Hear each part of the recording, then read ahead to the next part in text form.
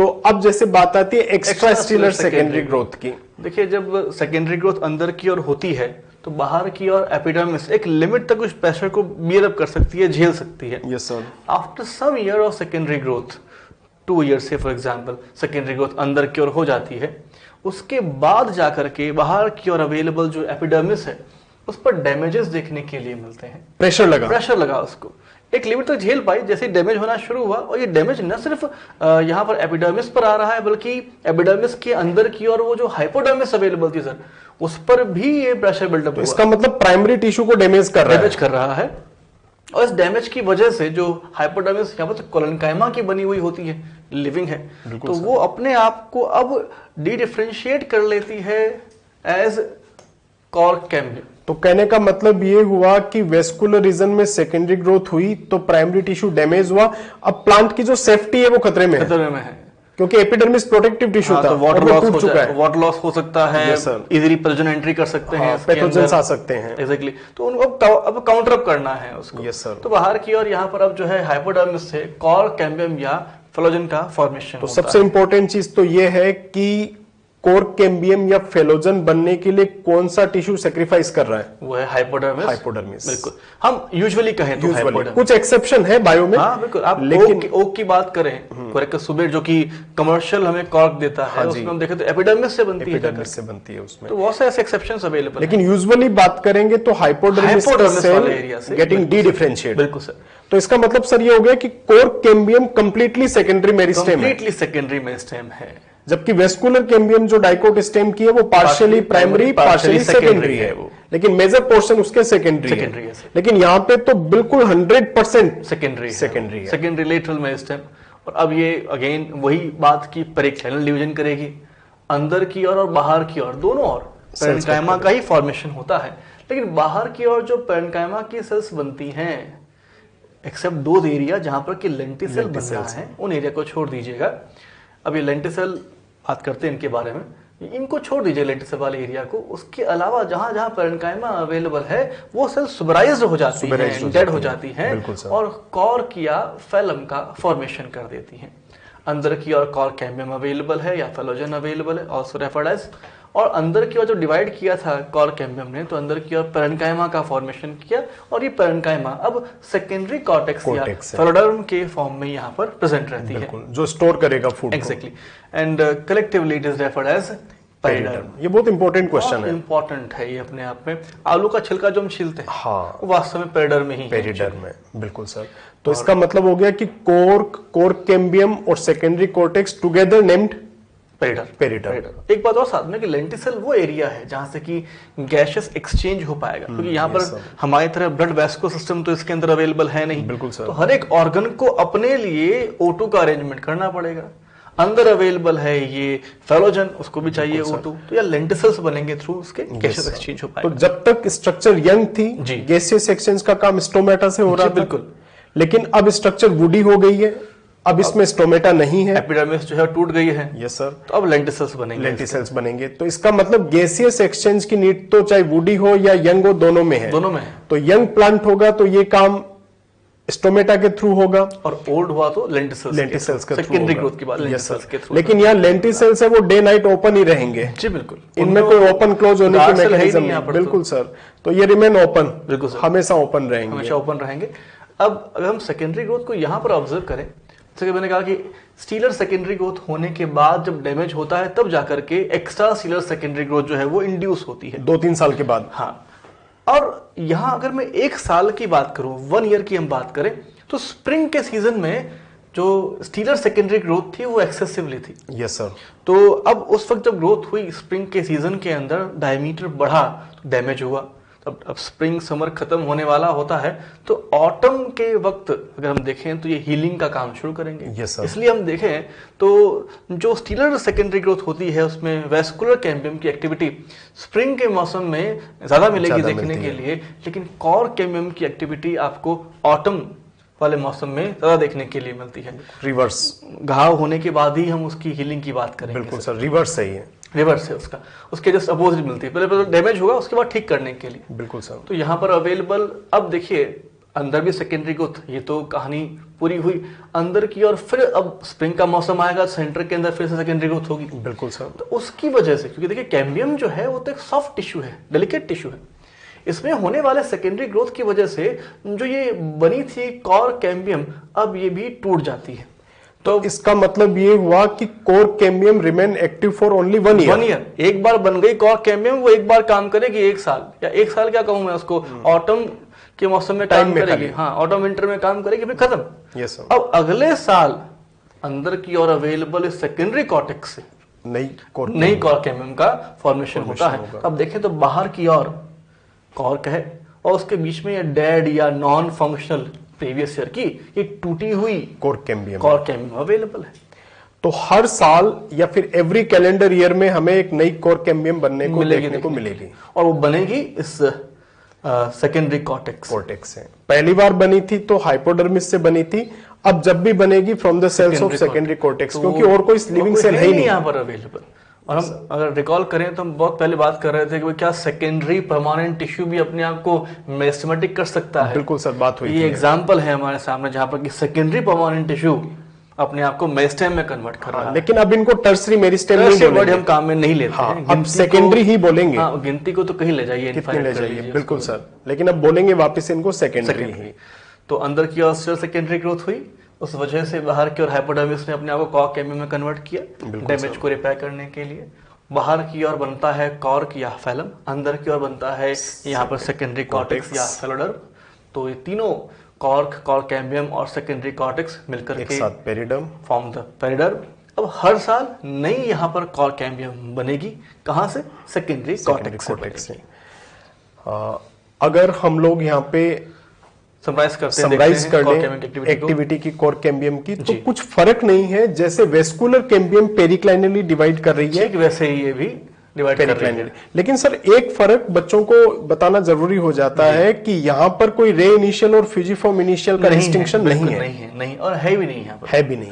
यहाँ तो आप देखें तो पेरेन्काइमा ही बन रही है, बाहर और अंदर दोनों। और हाँ, तो जब कोर कैम्बियम की सेल्स डिवाइड होगी पेरिक्लाइनली, तो जो बाहर की तरफ सेल रीडिफरेंशिएट होगी वो बनेगी कॉर्क या फेलम, और जो अंदर की तरफ होगी वो बनेगी सेकेंडरी कॉर्टेक्स।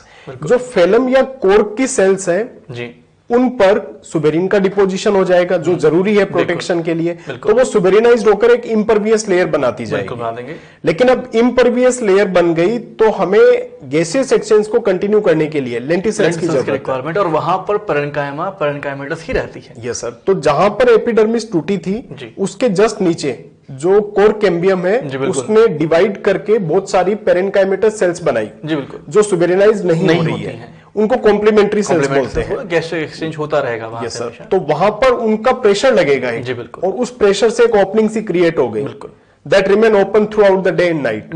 उसका नाम लेंटिसेल्स हम दे रहे हैं। तो कुल मिला के ये हुआ कि जो इस एक्स्ट्रा स्टीलर रीजन के अंदर बाहर की तरफ बन गया जो टिश्यू वो कॉर्क है, अंदर की तरफ बना वो सेकेंडरी कॉर्टेक्स है। ये 1 साल की बात हो गई। अगले साल फिर हमें एक नई कोर कैम्बियम की रिक्वायरमेंट होगी जो सेकेंडरी कॉर्टेक्स से बनेगी। ये इंपॉर्टेंट चीज है। और सेकेंडरी कॉर्टेक्स में प्रोसेस वही होगा, डी डिफरेंशिएशन, और डी डिफरेंशिएट होकर कैम्बियम की कोर कैम्बियम की रिंग बन जाएगी। फिर वही तरीका होगा, बाहर की तरफ कॉर्क, अंदर की तरफ सेकेंडरी कॉर्टेक्स। तो इसका मतलब ये हुआ कि year by year extra stelar region की थिकनेस भी बढ़ती जाती है, कॉर्क की मोटाई बढ़ती जाएगी, बढ़ रही है, और अंदर भी मोटाई बढ़ने से बाहर भी मोटाई बढ़ रही है। Yes sir. तो ये सेकेंडरी कॉर्टेक्स पेरेन्काइमेटस है, तो इसका काम होगा फूड को स्टोर करना। चलिए अब समराइज करते हैं सेकेंडरी ग्रोथ इन डाइकोट स्टेम को, जो कि हम लोगों ने अभी तक स्टडी किया है। आप अगर ऑब्जर्व करें तो सेकेंडरी ग्रोथ का जो आउटकम है कुछ इस तरीके से नजर आता है। लेकिन सेकेंडरी ग्रोथ को समझने के लिए हम लोगों ने इसे 2 कैटेगरी में डिवाइड किया था।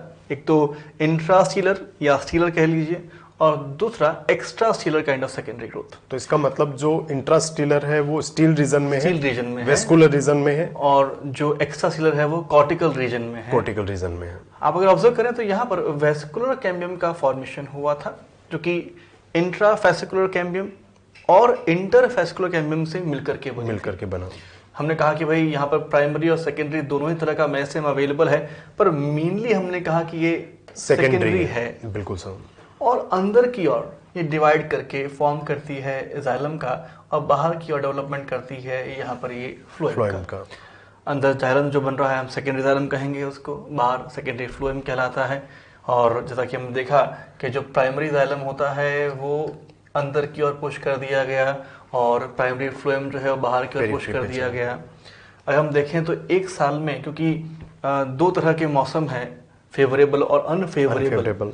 Favourable is spring and summer, और हम देखें अनफेवरेबल तो ऑटम एंड विंटर। जब वेस्कुलर कैम्बियम बाहर की ओर जा रही थी तो यहाँ पर उसने पहले स्प्रिंग वुड मान लीजिए फॉर्म किया, then autumn wood, then spring wood, then autumn wood. तो हर एक अपने आप में 1 ईयर की ग्रोथ को रिप्रेजेंट करता है जी सर। और जो यंगेस्ट रिंग है जाइलम की वो आपको वेस्कुलर कैम्बियम के पास मिलेगी। सिमिलरली हमें बाहर की ओर भी फ्लोएम की जो रिंग है, ये फर्स्ट, सेकेंड एंड थर्ड, जो यंगेस्ट रिंग होगी वो वेस्कुलर कैम्बियम के पास ही देखने के लिए तो वेस्कुलर कैम्बियम के जस्ट बाहर जी सबसे न्यूली फॉर्म्ड सेकेंडरी फ्लोएम है, और वेस्कुलर कैम्बियम के बिल्कुल अंदर newly formed secondary xylem. Exactly sir. और यहाँ पर हमने कहा कि वेस्कुलर कैम्बियम में 2 तरह की सेल्स अवेलेबल हैं। एक तो वहां पर फ्यूजियोम इनिशियल्स और रे इनिशियल्स।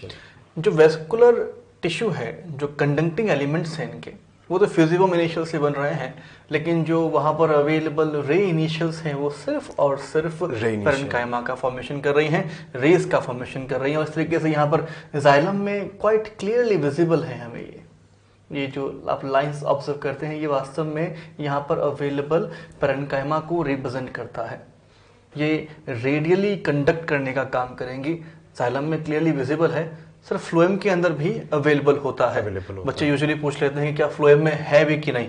फ्लोएम का अमाउंट कम है तो हम विजिबल नहीं कर सकते इसको यहाँ पर। ये सर, तो फ्यूजिफॉर्म इनिशियल ने बाहर की तरफ सेकेंडरी फ्लोएम बनाया, अंदर की तरफ सेकेंडरी जाइलम, लेकिन रे इनिशियल ने बाहर और अंदर एक ही चीज बनाई है, और सेकेंडरी मेडुलरी रेज। और बड़ी खास बात है, अगर हम देखें प्राइमरी स्ट्रक्चर ऑफ स्टेम की, तो वहां पर प्राइमरी मेडुलरी रेज अवेलेबल है प्राइमरी स्ट्रक्चर के बिल्कुल सर, और सेकेंडरी मेडुलरी रेज या सेकेंडरी जाइलरी रेज जो हैं ये सिर्फ सेकेंडरी ग्रोथ के अंदर बनती है, देखने को मिलेगी। यहाँ प्राइमरी जो जाइलरी रेज है वो यहाँ पर नहीं बनी, वो तो प्राइमरी स्ट्रक्चर में थी। यस सर, तो जैसे ही वेस्कुलर रीजन में सेकेंडरी ग्रोथ हुई जी, एक क्रशिंग प्रेशर लगा, हाँ, जो बाहर की तरफ पेरिफेरी पे लग रहा है, उसका रिजल्ट ये हुआ कि एपिडर्मिस रप्चर हो जाती है, कुछ कॉर्टेक्स भी पर्टिकुलर जगह पे ब्रेक हो गई, तो जो सेफ्टी है प्लांट की वो खतरे में आ गई। अब उसे रिकवर करने के लिए घाव हो गया है तो पट्टी बांधनी पड़ेगी वाली बात है। तो यहाँ पर जो अवेलेबल हाइपोडर्मिस थी उसने फेलोजन या कॉर्क कैम्बियम बनाया, डिवाइड करती है, वो बाहर की ओर बनाती है पेरेन्काइमा, लेकिन वो पेरेन्काइमा हो जाएगी सुपराइज्ड, बन गया बाहर की ओर कॉर्क। अंदर की ओर बनने वाली जो यहाँ पर पेरेन्काइमा है, they remain parenchymatous in forms secondary cortex और फेलोडर्म। कलेक्टिवली हम लोगों ने एक नाम दिया था इसको पेरिडर्म, जो कि यहाँ पर अवेलेबल है। दोनों को मिलाकर के देखें तो कुछ इस तरह की स्ट्रक्चर देखने के लिए मिलती है। सो ये सम है वेस्कुलर सेकेंडरी ग्रोथ का और एक्स्ट्रा वेस्कुलर सेकेंडरी ग्रोथ का, ऐसा कह सकते हैं हम लोग। और अब ईयर बाय ईयर जब बात करेंगे हम लोग कि कोर्टिकल रीजन में सेकेंडरी ग्रोथ होगी तो उसे हर साल एक नई कोर कैम्बियम की रिक्वायरमेंट होगी। तो ये कह सकते हैं कि इनिशियली जो है तो वो वेस्कुलर सेकेंडरी ग्रोथ और extra vascular secondary growth simultaneous नहीं है, बिल्कुल नहीं। पहले केवल वेस्कुलर रीजन में हुई, कम से कम 3 साल हो गई, उसके बाद जरूरत पड़ी कोर्टिकल रीजन में सेकेंडरी ग्रोथ। एविडेंट है, यहाँ पर 3 एनुअल रिंग्स हैं और हम अगर देखें तो बाहर कॉर्क की एक ही रिंग नजर आती है। यस सर, तो उसके बाद सक्सेसिवली इसकी नीड होती है और ये सक्सेसिवली फिर चलती रहेगी। और जब यहाँ पर अंदर की और स्प्रिंग के अंदर टिश्यू बनेगा तो बाहर की ओर डैमेज होगा, उसे रिपेयर करने के लिए ऑटम में के अंदर, तो स्प्रिंग के मौसम में, स्प्रिंग समर के मौसम में वेस्कुलर कैम्बियम की एक्टिविटी तो हाई होगी, लेकिन कॉर कैम्बियम की एक्टिविटी को देखा जाए तो वो आपको ऑटम विंटर में हाई मिलेगी, देखने मिलेगी। बिल्कुल सर, यही होता है। आगे बात करते हैं लेंटिसेल्स की। लेंटिसेल्स के बारे में पहले भी बात हुई है। क्या होता है कि जैसे यहाँ पर ये कोर कैम्बियम है, इसको मार्क कर लेते हैं, ये वाला जो पोर्शन है ये मल्टीपल लेयर्स दिख रही है क्योंकि हर साल एक नई कोर कैम्बियम बन जाती है, हर साल एक नई लेयर बन जाती है, लगातार डिवाइड भी कर रही है, तो काफी सारे लेयर्स हैं, नई बनी हुई। बिल्कुल सर, तो ये रीजन कोर कैम्बियम है। कोर कैम्बियम जो सेल्स कट कर रही है बाहर की तरफ, वो कॉर्क बना रही है और जो अंदर की तरफ है वो सेकेंडरी कॉर्टेक्स बना रही है। फेलोडर्म कहते हैं इसको, बार फेलम बन रहा है। अब क्या होगा, जिस जगह पर एपिडर्मिस ब्रेक हुई थी जी सर, उस जगह पर जो आपकी कॉर्क कैम्बियम की सेल्स होगी ये पेरेनकाइमेटस सेल्स बनाएगी, राउंडेड कह दीजिए इनको, आइसोडायमेट्रिक कह दीजिए, तो ये कॉम्प्लीमेंट्री सेल्स बोलते हैं इनको। ये तो सुबेराइज नहीं होती है। तो ये कॉम्प्लीमेंट्री सेल्स एक प्रेशर लगाती है, उस प्रेशर से एक लेंस के आकार की ओपनिंग बन जाती है और इस ओपनिंग का नाम हम लोग लेंटिसेल्स बोलते हैं। तो ये ओपनिंग है जिसका प्राइमरी फंक्शन गैसियस एक्सचेंज है वुडी पार्ट्स में, लेकिन थोड़ा बहुत इससे मॉइस्चर भी लूज होता है, तो लेंटिकुलर ट्रांसपीरेशन भी इससे होता है। तो ये लेंटिसेल्स का होगा। तो हमने क्या लिखा कि a certain region of phellogen that is core cambium which cut off forms closely arranged parenchymatous cells on the outer side instead of cork की जगह ये बनाएगी। So these thin walled rounded colorless parenchymatous cells are called complementary cells. Quite important line. Yes, this very important line कि इन cells को technically हम complementary cells बोलते हैं और ये सुबेराइज नहीं है। Examiner may give statement of these features and may ask these cells are. Yes sir. So then these cells are complementary cells and the important thing they are not suberized. They are not dead. Yes sir. And these complementary cells increase in number, exert a pressure and that pressure result in an opening. And that opening is exactly called lenticell. And these lenticels primarily participate in gaseous exchange but they lose some extent of moisture.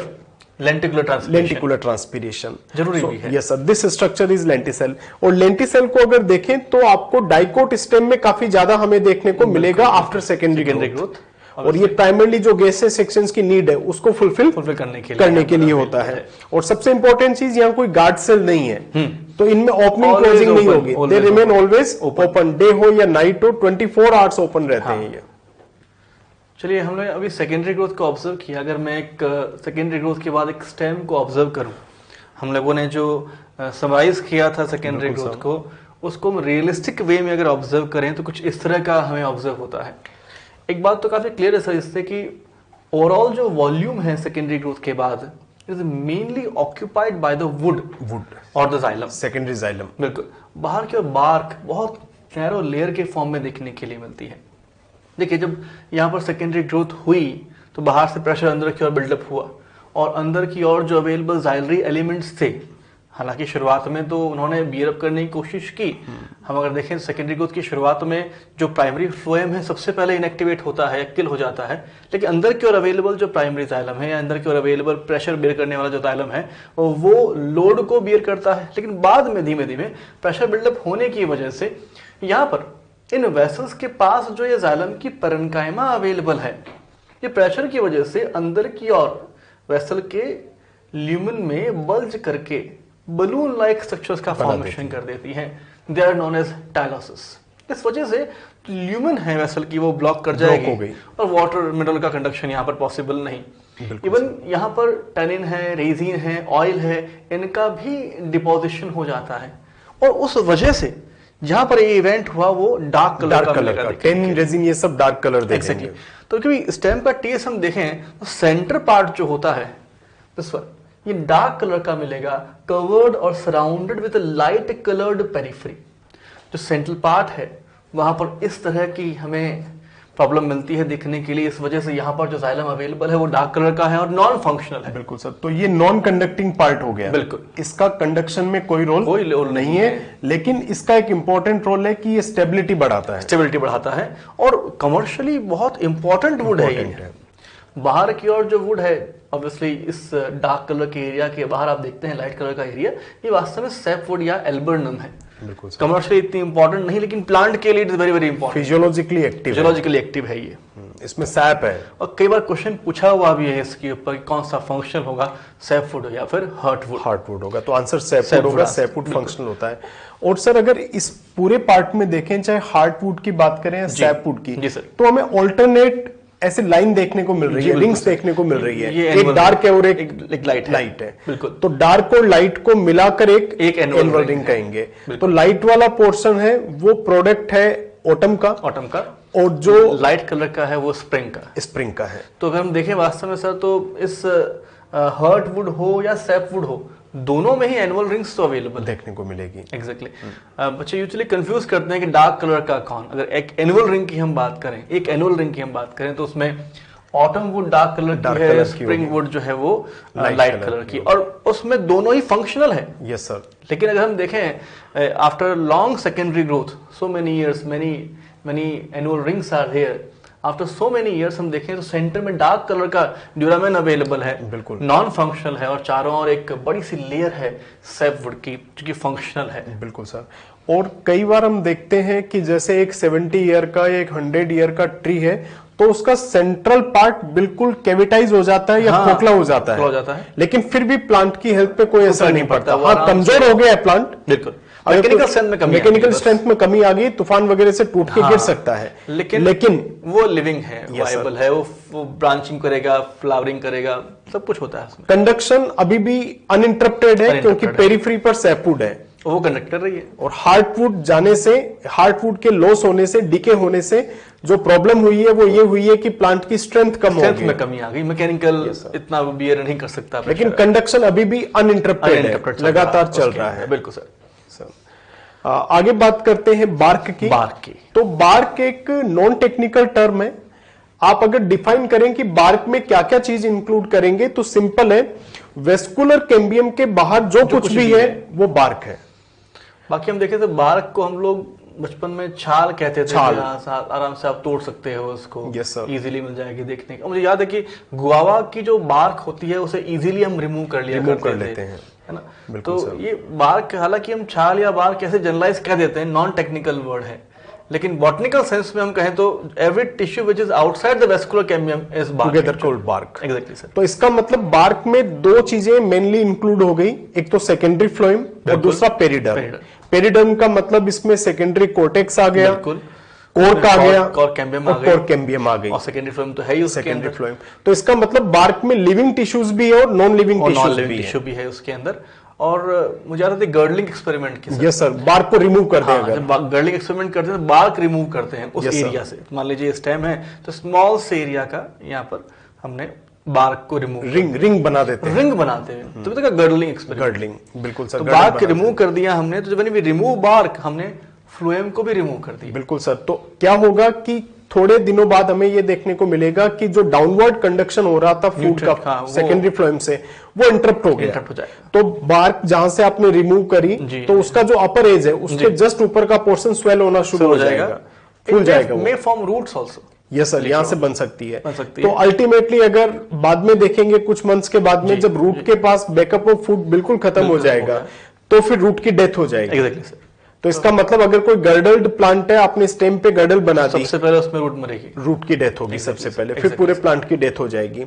लेकिन जब आप girdling करेंगे तो जो xylem से conduction हो रहा है वो अनइंटरप्टेड है, हाँ, वो ऊपर जा रहा है, उसकी कोई दिक्कत नहीं है। लेकिन फ्लोएम से जो चीज फूड रूट के लिए आ रही है वो रुक गया। तो इंस्टेंट डेथ नहीं होगी क्योंकि अभी रूट के पास स्टोर्ड फूड है। और ये गर्डलिंग एक्सपेरिमेंट हम डाइकॉट में कर पाते हैं सर। ये सर मोनोकॉट में नहीं कर पाएंगे। स्कैटर्ड वैस्कुलर बंडल है, वहां पर इस तरह की सेकेंडरी ग्रोथ है ही नहीं, तो हम वहां पर नहीं कर सकते। बाग डिस्टिंक्ट ही नहीं है, बाग डिस्टिंक्ट ही नहीं है वहां पर, तो बाग बनती ही नहीं, अदर में कहूं तो बिल्कुल कह सकते हैं।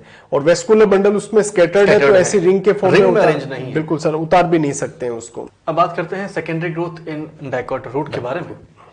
और यहाँ पर भी हम सेकेंडरी ग्रोथ को दो पार्ट में डिवाइड कर सकते हैं, स्टीलर और एक्स्ट्रा स्टीलर, वेस्कुलर और कॉर्टिकल। और यहाँ पर भी एक बात और ध्यान देने की है कि जितना इफेक्ट स्टेम के ऊपर था मौसम का, उतना इफेक्ट रूट पर नहीं होता है। ये अंडरनीथ द सॉइल है, और सॉइल के अंदर होने की वजह से वहां पर जो इम्पैक्ट है एनवायरमेंट का इतना ज्यादा नहीं होता, वेरिएशन नेग्लिजिबल है। इसलिए एनुअल रिंग जितनी क्लियरली विजिबल स्टेम में होंगी उतना हमको यहाँ पर नहीं मिलेंगी देखने के लिए।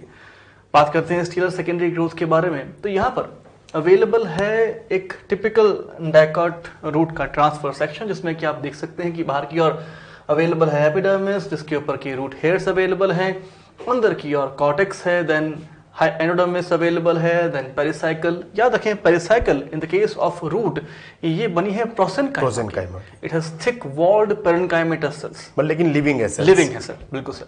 और अंदर की ओर देखें हम तो यहाँ पर अवेलेबल है इसका स्टील, जिसमें कि रेडियल वेस्कुलर बंडल्स अवेलेबल हैं। Xylem and phloem on separate radius. On separate radius आप देखें तो यहाँ पर जाइलम जो है वो एग्जैक्ट कंडीशन में प्रेजेंट है।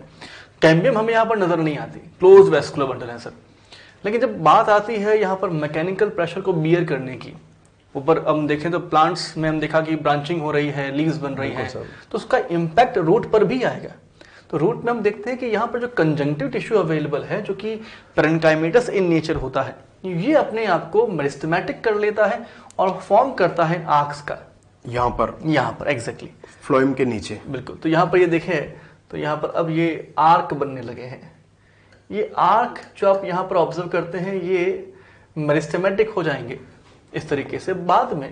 अब देखिए यहाँ पर जो xylem, protoxylem being more specific, protoxylem के अपोजिट जो पेरिसाइकिल वाला पार्ट है वो भी आकर के जुड़ जाएगा और एक वेव लाइक वेवी किस्म की यहाँ पर and completely secondary in origin. Yes sir. चाहे हम बात करें कंजंक्टिव टिश्यू का या पेरिसाइकिल का, दोनों ही अपने आप में प्राइमरी परमानेंट टिश्यू है और प्राइमरी परमानेंट टिश्यू से यहाँ पर फॉर्मेशन हुआ है मेरिस्टेमेटिक टिश्यू का, हम इसे कहेंगे सेकेंडरी मेरिस्टेमेटिक। तो as compare to the stem, जहां पर कि हमने ऑब्जर्व किया कि प्राइमरी और सेकेंडरी दोनों तरह के वहां पर मेरिस्टेम अवेलेबल थे फॉर्मेशन करने के लिए वेस्कुलर कैम्बियम का, यहाँ पर तो कंप्लीटली सेकेंडरी इन ओरिजिन है।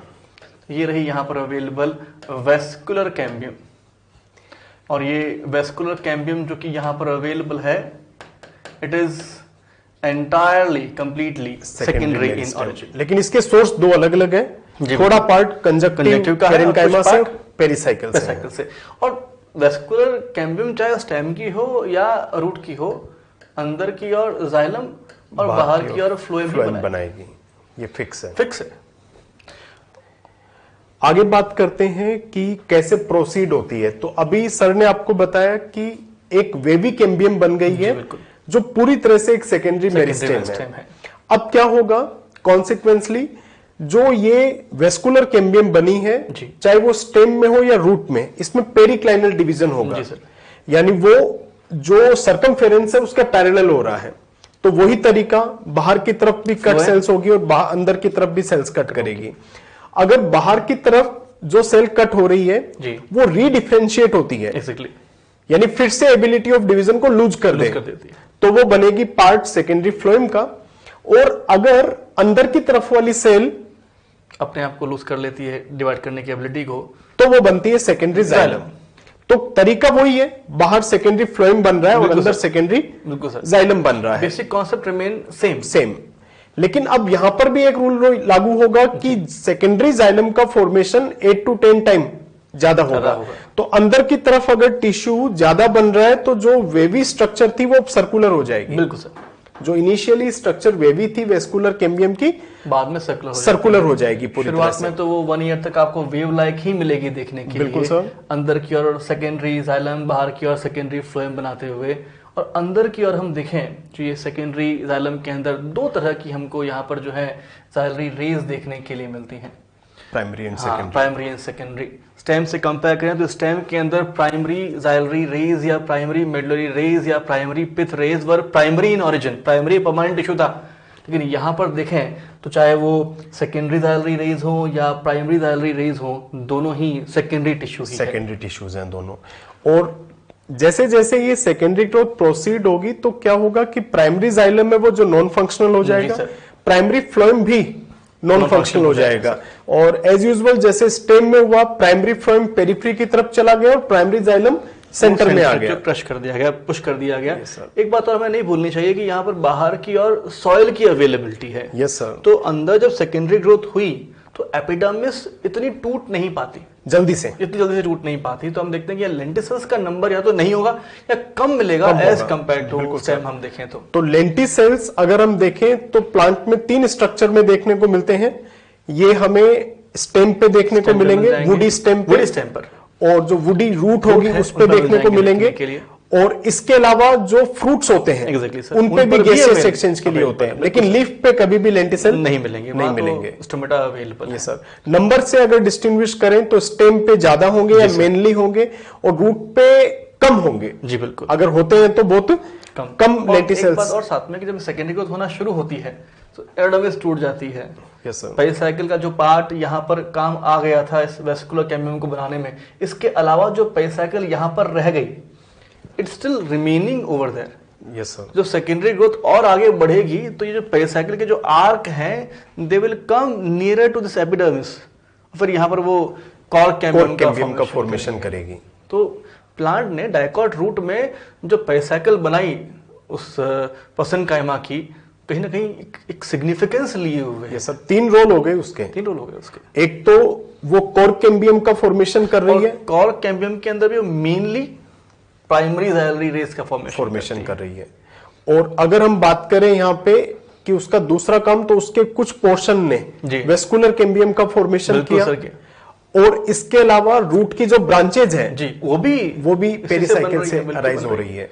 तो सेकेंडरी ग्रोथ हो या लेटरल हम ग्रोथ की बात करें, या फिर हम लेटरल ब्रांचेस बनने की बात करें, दोनों में पेरिसाइकिल जो है डाइकॉट रूट के अंदर क्वाइट सिग्निफिकेंट। बिल्कुल सर। और प्राइमरी स्ट्रक्चर में देखें तो प्रोजेनकाइमेटस थी जी, जो अपने आप में मैकेनिकल स्ट्रेंथ को कैरी कर रही थी, जो कि बहुत जरूरी है। और ये मैकेनिकल स्ट्रेंथ की इंपॉर्टेंस यहाँ पर भी सामने आ जाती है हमारे, कि भाई क्यों मैकेनिकल स्ट्रेंथ लिए हुए थी वो। Yes sir. तो प्रोसीड करते हैं आगे। तो हमारे पास में आता है कि डाइकोट रूट के अंदर जो अभी हमने डिस्कस किया डायग्राम के थ्रू, यस लेट्स समराइज। तो उसमें सबसे पहली बात तो वेस्कुलर कैम्बियम जो कंप्लीटली ओरिजिन में सेकेंडरी है, लेकिन ये 2 अलग अलग जगह से अराइज हो रही है, कंजंक्टिव टिश्यू और पेरिसाइकिल से। और पेरिसाइकिल भी वो जो कि प्रोटोजाइलम के अपोजिट है। यस हर एक नहीं, और ये डी डिफरेंशिएटेड है पूरी तरह से, तो इसलिए पूरा सेकेंडरी मेरिस्टेम है। Exactly, sir. अब इसके बाद अगर बात करें तो एक हमारे पास वेवी कैम्बियम बन गई है, वेवी रिंग ऑफ कैम्बियम बन चुकी है, और ये जो वेवी है वो फर्दर सेकेंडरी जाइलम ज्यादा बनने से एक सर्कुलर रिंग बन जाएगी। बाद में लेटर स्टेज के अंदर हम देखा डायग्राम के अंदर, पहले तो वेव लाइक थी, आफ्टर 2 और 3 ईयर ऑफ सेकेंडरी ग्रोथ बिल्कुल सर, प्रेशर बिल्डअप हुआ, अंदर से जाइलम आ रहा है, बाहर तो सॉइल की अवेलेबिलिटी है, तो वो प्रेशर में आकर के वो कुछ स्ट्रीमलाइन सर्कुलर हो जाती है। बिल्कुल सर। अगर हम ऑब्जर्व करें अंदर की ओर होने वाले सेकेंडरी ग्रोथ के बाद बाहर की ओर हमें एक्स्ट्रासेलुलर सेकेंडरी ग्रोथ या कॉर्टिकल सेकेंडरी ग्रोथ यहाँ पर भी देखने के लिए मिलती है। चलिए बात करते हैं उसी के बारे में, और उससे पहले ऑब्जर्व करते हैं कि यहाँ पर अवेलेबल जो जाइलम की रेस थी, हम लोगों ने ऑब्जर्व किया कि 2 तरह की थी। ये बच्चों को बहुत कंफ्यूजन रहता है सर इसमें कि भाई किस तरह की जाइलरी रेस बनी है। तो यहाँ पर मैं बहुत क्लियर कर देना चाहता हूँ कि दोनों ही तरह की यहाँ पर रेस बनती है, प्राइमरी और सेकेंडरी। देखिए स्टेम के अंदर जो पिथ रेस थी, हमने उन्हीं को या मेडुलरी रेस कहा, वो प्राइमरी इन ओरिजिन है, और जब सेकेंडरी ग्रोथ होती है स्टेम के अंदर तो सेकेंडरी वेस्कुलर कैम्बियम से बनती है यहाँ पर। लेकिन in the case of root, चाहे वो प्राइमरी हो या सेकेंडरी पिथ रे हो, दोनों का ही फॉर्मेशन यहाँ पर वेस्कुलर कैम्बियम से होता है। और सर डिफरेंशिएट कर सकते हैं दोनों को, मल्टीसीरिएट और यूनिसीरिएट। तो हाँ, और 1 सेल थिक सेकेंडरी और multiple cell thick it is primary. देख के हम कह सकते हैं। और बड़ी खास बात है सर, ये यूनिक फीचर कह सकता हूं मैं डाइकॉट रूट में होने वाले सेकेंडरी। बिल्कुल sir. In the case of dicot stem only secondary medullary rays are available in secondary growth. बिल्कुल सर। लेकिन यहाँ पर सेकेंडरी ग्रोथ के अंदर प्राइमरी और सेकेंडरी दोनों ही बन जाती हैं। बिल्कुल 2 तरह की यहाँ पर, काम तो वही सेम, एरियल कंडक्शन करना। और अगर ऑब्जर्व करें तो यहाँ पर अवेलेबल हम जो बात की medullary rays are formed in the dicot root during secondary growth. और दूसरा हम लोगों ने ऑब्जर्व किया कि cork cambium is derived from the pericycle by de differentiation. ये बहुत इंपॉर्टेंट हो गया सर। जब डाइकोट स्टेम की बात हुई थी तो हमने कहा कि कॉर्क कैम्बियम का जो सोर्स है वो हाइपोडर्मिस है, पहली कॉर्क कैम्बियम का, और उसके बाद रिमेनिंग जितने कॉर्क कैम्बियम सेकेंडरी कॉर्टेक्स है। और यहां पर अगर मेजोरिटी में बात करें तो ये पेरिसाइकिल से। उसके बाद यहाँ पर भी सेकेंडरी कॉर्टेक्स ही है। यस सर, उसके बाद तो सेकेंडरी कॉर्टेक्स ही होगा क्योंकि पेरिसाइकिल यूज हो जाएगी। और यहाँ पर भी कॉर्क कैम्बियम जब बनती है तो वो बाहर की ओर फॉर्म करती है फेलम का, और अंदर की ओर फॉर्म कर देती है वो फेलोडर्म का। बात वही है, और वही पेरिक्लाइनल डिवीजन होगा। बिल्कुल सर।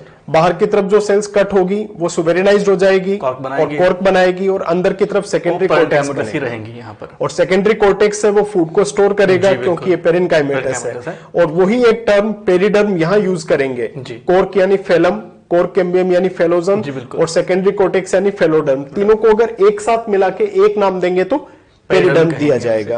अगर हम देखें तो रूट के अंदर जो सेकेंडरी ग्रोथ होती है स्टीलर रीजन में, तो उसका इम्पैक्ट आता तो है ही एपिडर्मिस के ऊपर, बिल्कुल सर। ये सॉइल चारों ओर अवेलेबल है, वो इतने डैमेज को रोकती है, पर क्रशिंग इम्पैक्ट तो आता ही है। तो यहाँ पर भी कॉर्क कैम्बियम या फेलोजन बनेगी, पर यहाँ फेलोजन जो बनी है वो पेरिसाइकिल के उन रेमिनेंट से बनी है जो कि यहाँ तक पहुंच गए। फिर वो डिवाइड करेंगे, जैसे सर ने कहा, बाहर की ओर कॉर्क, अंदर की ओर फेलोडर्म या सेकेंडरी कॉर्टेक्स का फॉर्मेशन होता है, और इस तरीके से यहाँ पेरिडर्म बन जाती है। लेकिन सर रूट के अंदर जो सेकेंडरी ग्रोथ होती है तो एपिडर्मिस धीमे धीमे स्लो ऑफ भी होती रहती है। बिल्कुल सर, हो जाती है। तो कई बार क्या होता है कि इसके नीचे की जो लेयर होती है कॉर्टेक्स की, वो भी अपने आप को सुबराइज करके एक्सोडर्मिस का फॉर्मेशन थिक वॉल्ड हो जाती है, थिक वॉल्ड हो जाती है और एक्सोडर्मिस का फॉर्मेशन कर लेती है। बाकी हम एक्स्ट्रासेलुलर सेकेंडरी ग्रोथ देखें तो इट इज मोर और less like extracellular secondary growth इन डाइकोट स्टेम, डाइकोट स्टेम जैसे वैसा कुछ यहाँ पर भी हमको देखने के लिए बिल्कुल सर। तो बस सोर्स अलग हो गया कि पेरिसाइकिल ने वेस्कुलर कैम्बियम के भी कुछ पोर्शन बनाए और पेरिसाइकिल ने कंप्लीट कोर कैम्बियम, जो पहली कोर कैम्बियम बनी वो पेरिसाइकिल से बनती है, और उसके बाद चाहे स्टेम हो या रूट हो सेकेंडरी कोर्टेक्स से बनेगा, वो एक जैसा ही डेवलपमेंट शो करते हैं सर।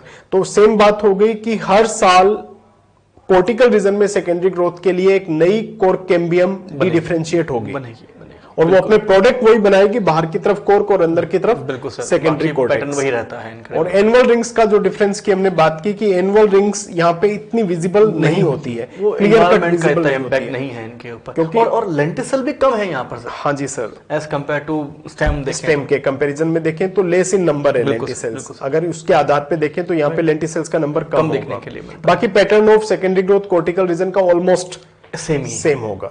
वेस्कुलर रीजन का भी सेम है, लेकिन वहां पे जो वेस्कुलर कैम्बियम है यहाँ पर वो हमें देखने को मिलती है पूरी तरह सेकेंडरी ओरिजिन के अंदर। ये एक मेजर डिफरेंस है। सर तो बच्चों, हमने इस चैप्टर को बहुत ही इंटरेस्टिंग तरीके से आपस में इंटरेक्ट करते हुए पढ़ा है, और हमें पूरी उम्मीद है कि आपको ये तरीका पसंद आया होगा, और आगे भी हम इसी तरह से इंटरेक्ट करते हुए पढ़ेंगे, और हमें पूरी उम्मीद है कि इससे आपकी सब्जेक्ट की रुचि बढ़ेगी।